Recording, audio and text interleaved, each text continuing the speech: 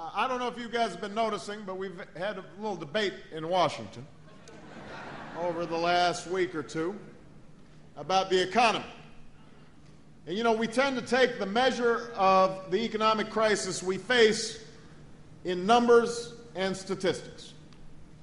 But when we say that we've lost 3.6 million jobs since this recession began, nearly 600,000 in the past month alone.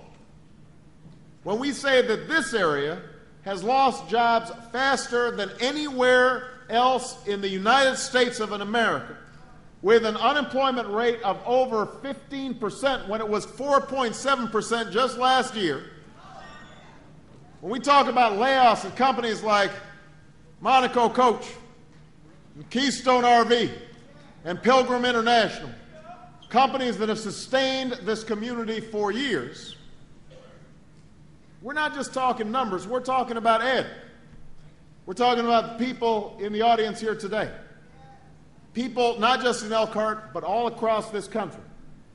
We're talking about people who've lost their livelihood and don't know what will take its place. We're talking about parents who've lost their health care and lie awake at night praying their kids don't get sick. We're talking about families who've lost the home that was the corner, their foundation for their American dream. Young people who put that college acceptance letter back in the envelope because they just can't afford it.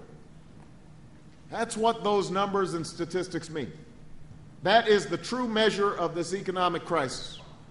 Those are the stories I heard when I came to Elkhart 6 months ago, and those are the stories that I carried with me to the White House. I have not forgotten them. And I promised you back then that if elected, I'd do everything I could to help this community recover.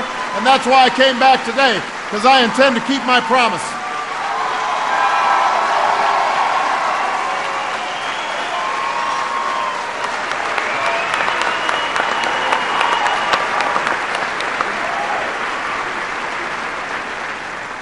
I intend to keep my promise.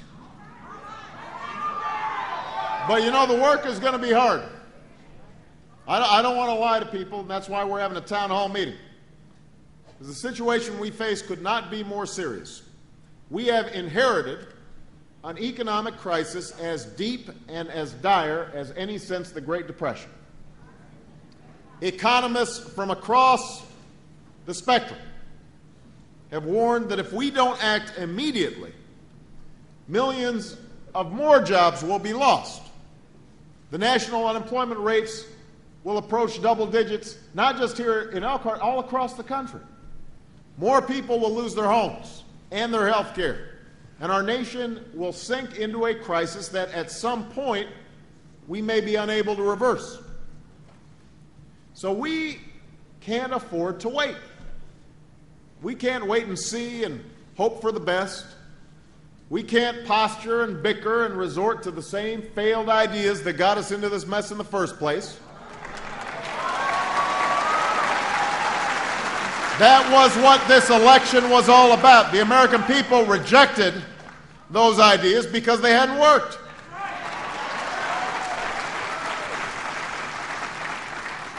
You didn't send us to Washington because you were hoping for more of the same. You sent us there to change things. The expectation that we would act quickly and boldly to carry out change. And that's exactly what I intend to do as President of the United States of America.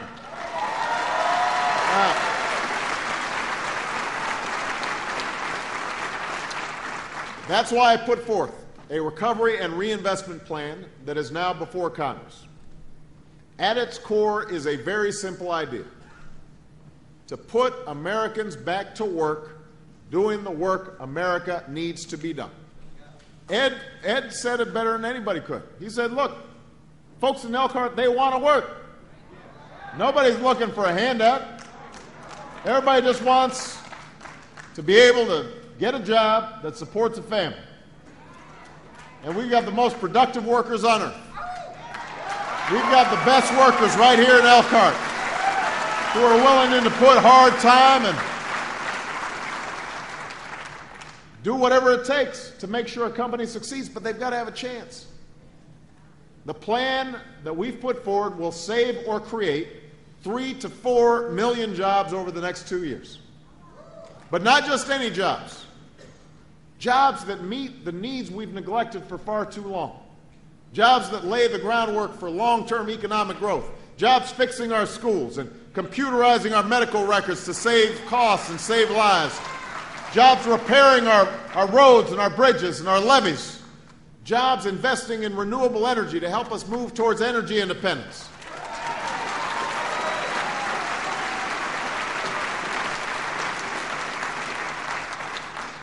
And the plan also calls for immediate tax relief for 95% of American workers, so that you who are being pinched, even if you still have a job, with rising costs while your wages and incomes are flatlined, you'll actually have a little bit extra money at the end of the month to buy the necessities for you and your children. Now, I know that some of you might be thinking, well, all that sounds good, but when are we going to see any of this here in Elkhart? What does all this mean to my family, to my community? And those are exactly the kinds of questions you should be asking your president and your government, and today I want to provide some answers, and I want to be as specific as I can. Number one, this plan will provide for extended unemployment insurance, health care, and other assistance for workers and families who've lost their jobs in this recession. So if you've lost your job, for example, under existing law, you can get COBRA. Some of you have heard of COBRA, but the only problem is it's so expensive, it doesn't do you any good. So what we've said is we will help subsidize people so that they can at least keep their health insurance while they're out there looking for a new job. This plan will also, and what this means is, from the perspective of unemployment insurance, you will have an additional $100 per month in unemployment benefits that will go to more than 450,000 Indiana workers, extended unemployment benefits for another 89,000 folks who've been laid off and can't find work, and job training assistance to help more than 51,000 people here get back on their feet. Now, that's not just our moral responsibility to lend a helping hand to our fellow Americans at a time of emergency. It makes good economic sense. If you don't have money, you can't spend it. And if you don't spend it, our economy will continue to decline. Now, for that same reason, the plan includes badly needed tax relief for middle-class workers and families. Folks all across the country are under siege. We need to give you more of the money you've earned so that you can spend it and pay your bills.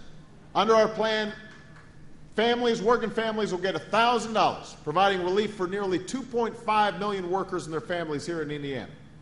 The plan also will provide a partially refundable $2,500 per student tax credit to help 76,000 Hoosier families send their kids to college.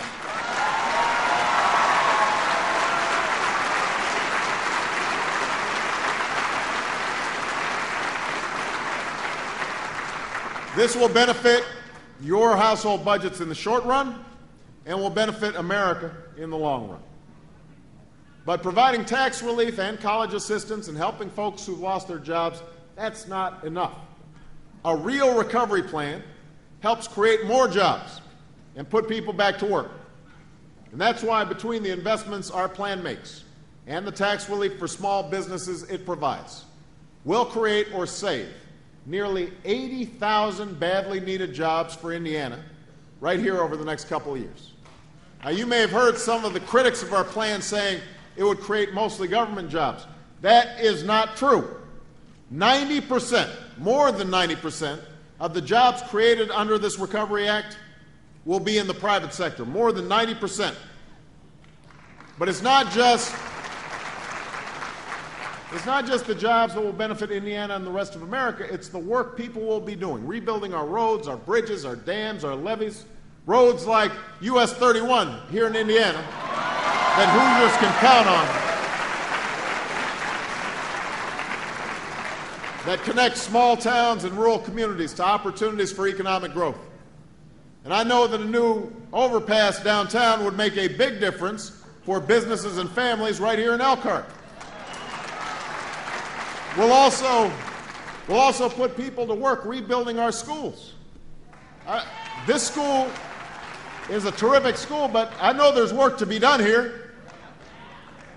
We should do it so that all our children can have the world-class classrooms, the labs, the libraries that they need in order to compete in today's global economy.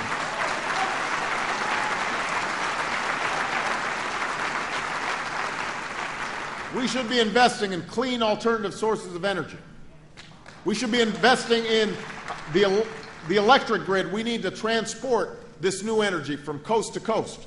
So if you build a windmill here in Indiana and it generates energy, that energy